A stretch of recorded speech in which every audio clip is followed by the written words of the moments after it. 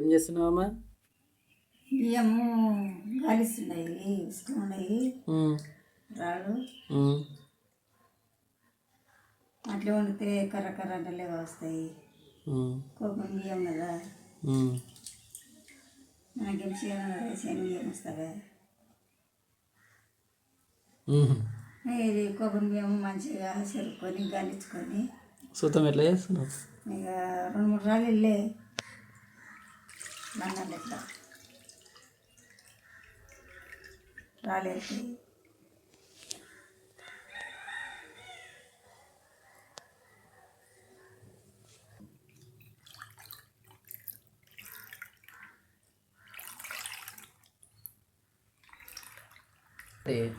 ఇక గిట్ల బియ్యము గిట్ల గాలిసుకొని మంచిగా జీలడ పట్టుకొని చెరుక్కొని నూకలో వంక బియ్యం వంక మంచిగా తాజా చేసుకొని గాలిసుకొని వండుకొని తింటే బాగా ఒకట్లే గర్జు గట్రా తీసుకొని తింటే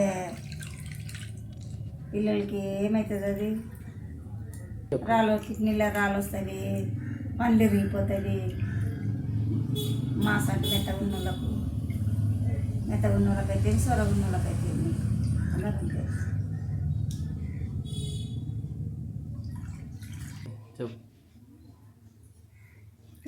ఇట్లా అనుకుంటా ఇట్లా గాలిస్తేనే రాళ్ళు వస్తాయి, మళ్ళా లేకుంటే రావు. మా ఎప్పుడో ఇది వెనకటి కాలం కాబట్టి ఇప్పటిది కాదు. ఈ కంచె వేసుకొని ఇట్లా గాలిస్తే రాళ్ళు వెళ్తాయి. ఇక ఇలా పెద్ద పెద్ద రాళ్ళు వస్తాయి. రాయి రాయి లేదు పడేసినప్పుడు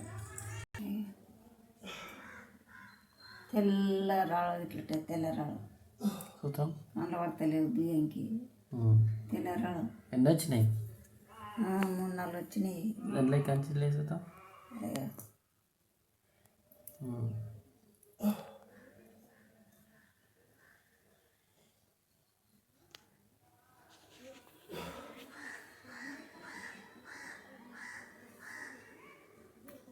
అంటే జల్లి ఎట్లా దొరకకుంటే దీంట్లో దొరుకుతాయి.